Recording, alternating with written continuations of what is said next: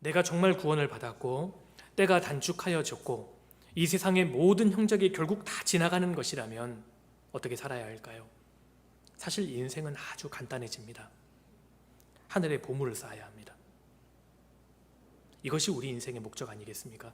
본문으로 돌아가 보겠습니다. 고린도전서 7장입니다. 7장 31절입니다. 세상 물건을 쓰는 자들은 다 쓰지 못하는 자같이 하라.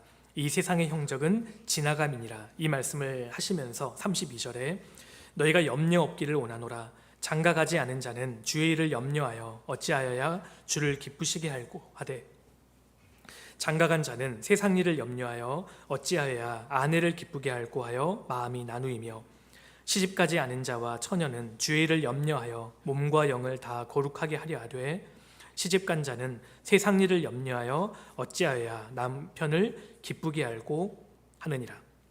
이 말씀에서 주의 일을 염려하는 것과 세상 일을 염려하는 것이 대조적으로 나옵니다. 그리고 어찌하여야 남편이나 아내를 기쁘게 할고 이 고민과 어찌하여야 주를 기쁘시게 할고 이 고민이 대조적으로 나옵니다.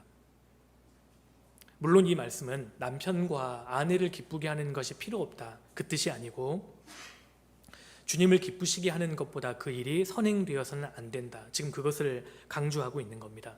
결국 35절 마지막 부분에 보면 분요함이 없이 주를 섬기게 하려 함이라. 모든 것의 우선은 결국 주님을 섬기는 것이다, 지금 이 말씀을 하고 있는 겁니다. 그러니까 결국 모든 인생은 둘 중에 하나입니다. 하늘의 보물을 쌓는 인생, 아니면 이 땅의 보물을 쌓는 인생, 둘 중에 하나라는 겁니다. 그리스도인들은 어차피 지나가는 인생을 살면서 도대체 무엇을 위해 살아야 하느냐? 하늘의 보물을 쌓아야 한다는 겁니다. 결국 우리 모두에게 죽음이라는 것이 옵니다. 죽음이 오면 모든 것을 다 두고 가야 하는데 결국 우리의 관심은 주님 앞에 얼마나 많이 남기느냐, 그것을 바라보고 살아야 하는 겁니다. 우리가 최대한 위에 많이 쌓아야 합니다. 남이 뭐라고 하든 말든 우리는 열심히 하늘의 보물을 쌓다가 주 앞에 서야 합니다. 욥기 1장에 보면 소는 밭을 갈고 나귀는 그 옆에서 풀을 먹는데, 옆에서 나귀가 풀을 먹든 말든 소는 부지런히 밭을 갈아야 합니다. 성경에서 구원받은 그리스도인은 소입니다. 나귀는 부정한 짐승이지 않습니까? 구원받지 못한 세상 사람들이 놀든 말든 관계없이 우리는 열심히 풀을 뜯다가 주님 앞에서 하늘의 보물을 쌓다가 가야 합니다. 주님 그것을 말씀하시는 겁니다. 어차피 다 두고 가야 합니다. 모든 인생은 결국 하늘의 보물을 쌓다가 가야 한다는 겁니다. 마태복음 6장을 넘겨보시겠습니다. 마태복음 6장입니다. 마태복음 6장 19절입니다. 19절 같이 읽겠습니다. 너희를 위하여 보물을 땅에 쌓아두지 말라. 거기는 좀과 동록이 해하며 도적이 구멍을 뚫고 도적질하느니라. 너희를 위하여 보물을 땅에 쌓아두지 말라. 우리가 주님을 위해 신앙생활을 하는 것처럼 보이지만 사실 궁극적으로는 우리 자신을 위해서입니다. 너희를 위하여 보물을 땅에 쌓아두지 말라. 이 땅에 소망과 삶의 목적을 두어서는 안 된다는 말씀입니다. 구체적으로 주님께서는 땅에 좀과 동록과 도적이 있다고 말씀하셨습니다. 좀은 옷감을 상하게 하는 벌레지 않습니까? 동록은 금속이 부식되는 것을 말합니다. 그리고 그 당시는 가옥이 흙으로 되어 있었기 때문에 도적이 실제로 집에 구멍을 뚫고 도적질을 했다고 합니다. 이 말씀은 이 땅에 있는 모든 것은 결국 다 사라진다는 의미입니다. 더구나 사람은 늙고 병들고 죽습니다. 여러분, 늙는 것이 좀 먹는 겁니다. 병드는 것이 녹쓰는 것 아니겠습니까? 그리고 결국 죽음이라는 도둑이 모든 것을 다 빼앗아 갑니다. 이 땅에 많은 것을 쌓았다 할지라도 결국은 다 두고 가야 합니다. 사라진다는 겁니다. 미국에 어떤 유명한 사람이 살고 있었습니다.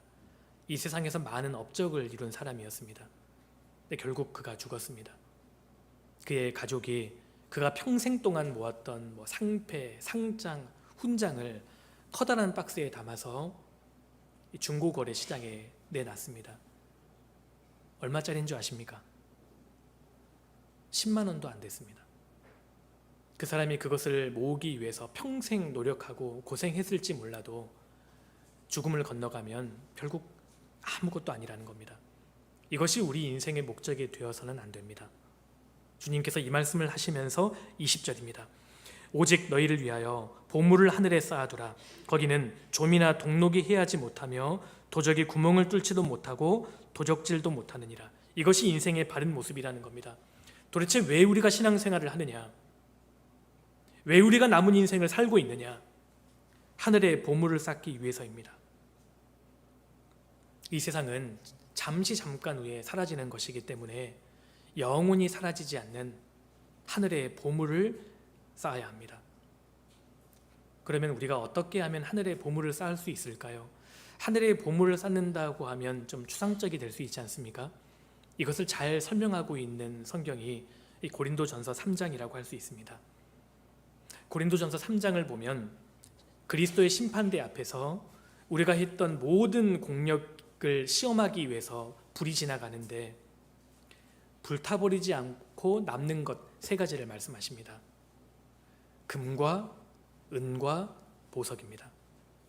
이것이 신앙적인 교훈을 줍니다. 먼저 금은 남게 됩니다. 성경에서 금이 무엇을 의미할까요? 형제 자매님들, 성경에서 금 하면 무엇을 의미합니까? 믿음을 가리킵니다. 성경에서 금은 믿음입니다.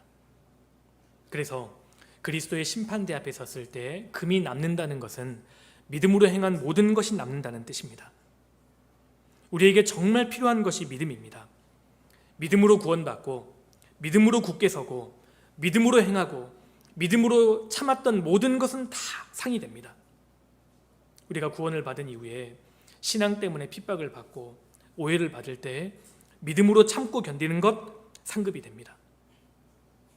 어떤 환난이 온다 할지라도 믿음으로 뒤로 물러가지 않고 끝까지 그 자리를 고수하고 진리 가운데 행할 때 상을 받게 됩니다. 믿음으로 행하는 것은 다 남게 됩니다. 결국 금은 남게 됩니다. 그리고 두 번째로 은은 남게 됩니다. 성경에서 은은 구속을 의미합니다.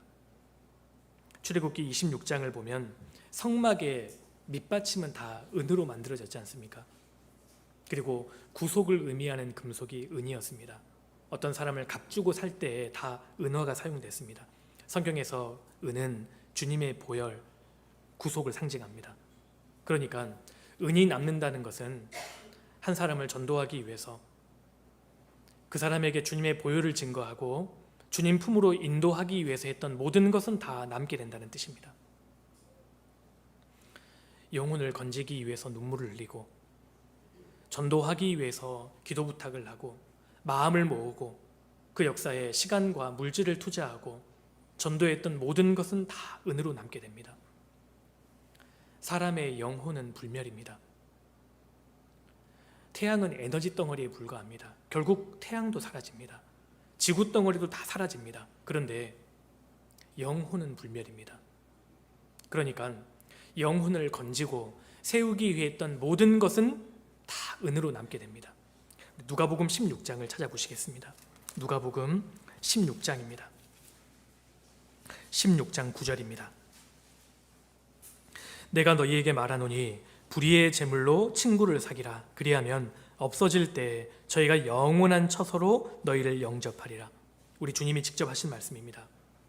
불의의 제물로 친구를 사귀라.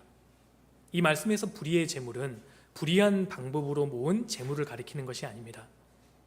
사실 이 세상의 재물은 주님과 무관한 것이기 때문에 주님 보시기에는 다 불의의 재물입니다. 그러니까 결국 없어지는 이 세상의 것을 투자해서 친구를 사귀라. 이 친구는 영원히 함께하는 신앙의 친구를 말합니다. 그리하면 없어질 때 결국 다 없어집니다. 우리가 지금 눈으로 보고 있는 모든 것이 다 없어집니다. 없어질 때 저희가 영원한 처소로 너희를 영접하리라. 그러니까 이 말씀에서 저희는 나의 전도로 구원받은 영혼들을 말합니다. 내가 전도해서 구원받은 사람들, 우리가 머지않아 천국에 들어갈 때 누가 나를 가장 반갑게 맞아줄까요? 먼저는 우리 주님이 가장 반갑게 맞아주시겠죠. 두 번째로는요, 내가 전도해서 구원받은 사람들, 그 사람들이 나를 가장 반갑게 맞아준다는 겁니다. 저희가 영원한 처소로 너희를 영접하리라. 모든 것이 다 없어지지만 없어지지 않는 존재가 있습니다. 사람의 영혼 말입니다. 그래서 영혼을 건지기 위해 투자했던 모든 것은 주님 앞에 다 남게 될 겁니다. 우리가 어차피 지나가는 인생을 살면서 담대하게 그리스도의 증인으로 살아야 합니다. 곧 다 지나갑니다. 겁날 게 뭐가 있습니까? 지금 나를 오해하고 핍박하는 사람이라 할지라도 몇 년만 지나 보십시오. 안 볼 사람들입니다. 어차피 안 볼 사람들입니다. 우리가 그리스도를 부끄러워하지 말아야 합니다. 겁날 게 뭐가 있습니까? 어차피 지나가는 인생을 살면서 구원받지 않은 사람들에게 담대하게 복음을 증거하고 구원의 길로 인도하기 위해 했던 모든 것은 다 은으로 남게 됩니다. 우리가 교제하다 보면 구원받지 못한 가족들, 주변 사람들을 전도하는데 참 쉽지 않다는 걸 알게 됩니다. 핍박도 받고 오해도 받고 스트레스도 받고, 그래서 마음이 상합니다. 그런데 기억해 보십시오. 아직 전할 기회가 있지 않습니까? 아직 그 사람이 안 죽었습니다. 그 사람이 죽고 나면 전할 기회가 없습니다. 어떤 형제님이 어렵게 구원을 받았습니다. 너무너무 감사한데 마냥 기뻐할 수 없었답니다. 왜냐하면 몇 개월 전에 먼저 돌아가신 아버지가 어디에 계신지를 알기 때문에. 내가 조금만 더 빨리 구원을 받았더라면 아버지에게 전할 텐데. 그래서 이런 말씀을 하시더라고요. 아버지를 전도할 하루가 내게 주어진다면 정말 내가 열과 성을 다해 전도할 텐데, 그런 생각을 많이 한답니다. 우리에게 아직 전할 기회가 있습니다. 영혼을 건지기 위해 했던 모든 것은 다 남게 됩니다. 사람의 영혼을 건지는 사람, 그 일의 인생을 설계하고 투자하는 사람, 그 인생이 가장 현명한 인생이 됩니다. 은은 남게 됩니다. 그리고 보석은 남게 된다고 말씀하셨습니다. 성경에서 보석하면 무엇을 의미할까요? 보석하면 구원받은 성도들입니다.